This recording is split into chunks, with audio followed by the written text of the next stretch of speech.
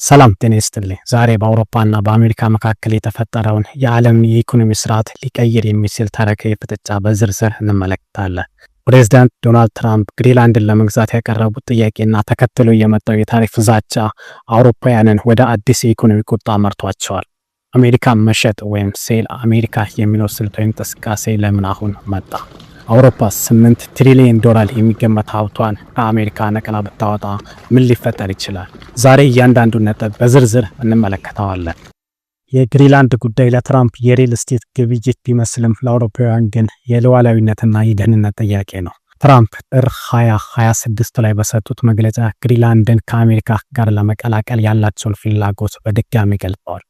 ይህ ጥያቄያቸውን በዴንማርክና በአገሮቿ ዘንድ ተቀባይነት በማጣቱ አሜሪካ በአውሮፓ ምርቶች ላይ ከየካቲት 1 ጀምሮ 10%፣ ከሰኔ ወር ጀምሮ ደግሞ 25% ታሪፍ እንደሚጥሉ አስታውቀው ነበር። ከዚህም አልፈው ወታደራዊ አማራጭ ሊኖር እንደሚችልም ጠቁመዋል። የግሪንላንድ ፍላጎታቸውን ምክንያት ሲገልጹ ትራምፕ ጎልደን ዶር የሚል ስያሜ የሰጡትን አዲስ የሚሳኤል መከላከያ ስርዓት ለመገንባት የግሪንላንድ መልክዓ ምድር አቀማመጥ ወሳኝ እንደሆነ ያምናሉ። ግሪንላንድን በባለቤትነት ካልያዝን እንደ ቻይናና ሩሲያ ካሉ ሀገራት ልንከላከላት አንችልም የሚል አቋም አላቸው። ይህ ዛቻ በተለይ እንደ ጀርመን እና ፈረንሳይ ያሉ ሀገራትን ክፉኛ ያስቆጣ ነበር። የዴንማርክ ጠቅላይ ሚኒስትር ሜቴ ፍሬደሪክሰን ስለ ኢንቨስትመንትና ደህንነት መነጋገር እንችላለን፣ ስለ ሉዓላዊነት ግን አንደራደርም በማለት የትራምፕን የግዢ ጥያቄ ውድቅ አድርገዋል። ሆኖም ትላንት በዶንባስ በተካሄደ ስብሰባ ላይ ትራምፕ በድንገት አቋማቸውን አለዝበዋል። ይህ የሆነበትም ምክንያት ደግሞ አውሮፓውያን አጸፋዊ የኢኮኖሚ እርምጃ እንወስዳለን በማለት በጋራ በመቆማቸው ነው።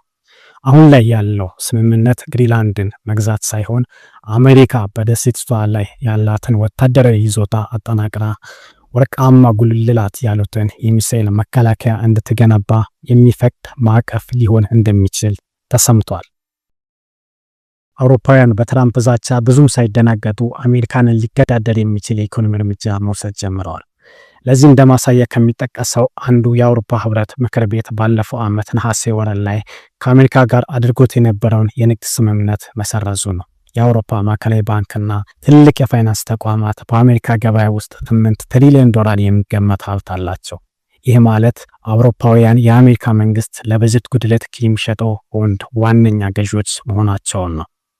የዶች ባንክ ባለሙያ ጆርጅ ሳራ ቤሎስ እንዳስጠነቀቁት አውሮፓውያን ይህንን ኢንቨስትመንት መሸጥ ቢጀምሩ የአሜሪካ የብድር ወጪ በከፍተኛ ሁኔታ ይጨምራል። ይህ ማለት አሜሪካ ገንዘብ ለመበደር የምትከፍለው ወለድ ይኖራል። ይህም በአሜሪካ ኢኮኖሚ ውስጥ ከፍተኛ የዋጋ ግሽበትና የአክሲዮን ገበያ ውድቀት ያስከትላል። ትራምፕ በዳቮስ አቋማቸውን ያላሉትም የዎል ስትሪት ባለሀብቶች የአሜሪካ ኢኮኖሚ ሊጎዳ እንደሚችል በመስጋት በፈጠሩት ከፍተኛ ጫና ምክንያት እንደሆነ ይነገራል። ይህም ትራምፕ ሁልጊዜም ቢሆን ሁኔታዎችን በማየት እንደማያስኬዳቸው ሲገነዘቡ ወደኋላ ያፈገፍጋሉ የሚለውን አስተያየት አጠናክሮታል። የአውሮፓ ማዕከላዊ ባንክ ፕሬዝዳንት ክሪስታን ላጋርድ ለሲኤንኤ በሰጡት ቃለ መጠይቅ የግሪንላንድ ቀውስ ለአውሮፓ የመቀስቀሻ ደወል መሆኑን አረጋግጠዋል። አውሮፓ ለረጅም ዓመታት በደህንነትም ሆነ በኢኮኖሚ በአሜሪካ ላይ ጥገኛ ሆና ቆይታለች። አሁን ግን በራሳችን ለመቆም መወሰን አለብን ብለዋል። ይህንንም ለማሳካት አውሮፓ 3 ዋና ዋና ስልቶችን ነድፋለች። በየዓመቱ ወደ አሜሪካ የሚፈሰውን $300 ቢሊዮን ቁጠባ በአውሮፓ ውስጥ ለሚገኙ የቴክኖሎጂ ኩባንያዎች ማዋል፣ እስከ 2030 ድረስ $800 ቢሊዮን በመመደብ የራሷን የጦር መሳሪያዎች በሀገር ውስጥ ማምረት፣ የአሜሪካን ቦንድ ሊተካ የሚችል ጠንካራ የአውሮፓ ሴፍ ፈንድ መፍጠር። ላጋርድ እንደሚሉት ይህ አውሮፓን ከአሜሪካ ፖለቲካዊ ተለዋዋጭነት ነፃ የሚያወጣ ታሪካዊ እርምጃ ነው። ይህ ሎንግ ጌም ወይም ስልታዊ ሽግግር ተብሎ የተሰየመው ጉዞ ዓላማው አውሮፓን ወደ ተሟላ ሉዓላዊነት ማምጣት ነው። ይህ ማለት አውሮፓ የራሷን የኤነርጂ የቴክኖሎጂና የፋይናንስ ነፃነት ታረጋግጣለች ማለት ነው።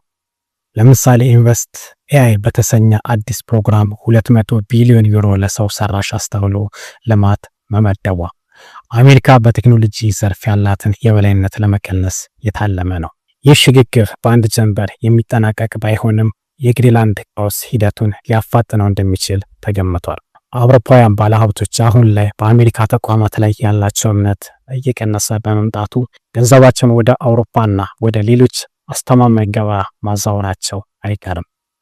ይህ የአሜሪካና የአውሮፓ የንግድና የፖለቲካ ፍጥጫ በሩሲያና ቻይና መልካም ዕድል ሊያመጣላቸው እንደሚችል የበርካታ ባለሙያዎች ግምት ሲሆን በተለይም ይህ ጉዳይ የኔቶ ጥንካሬ በማላላት አስተዋጽኦ እንደሚኖረው እየተነገረ ነው። በአጠቃላይ የ2026 የግሪንላንድ ቀውስ የአሜሪካና የአውሮፓ ግንኙነትን መልክ ቀይሮታል። አውሮፓ ካሁን በኋላ ተላላኪ ሳትሆን የራሷን የኢኮኖሚ ጡንቻ ተጠቅማ የምትተዳደር ሀያል አህጉር ለመሆን ወስናለች። ይህ ፍጥጫ ወዴት ያመራ ይሆን? አሜሪካስ የበላይነቷን ለማስጠበቅ ምን እርምጃ ትወስዳለች? ይህንን ጉዳይ እየተከታተለ ለእናንተ የምናደርስ ይሆናል። ቪዲዮውን ከወደዳችሁት ላይክ በማድረግና ሰብስክራይብ በማድረግ የቻናላችን ቤተሰብ ይሁኑ። በቀጣይ በሌላ ዜና እስከምንገናኝ ቸር ሰንብቱ።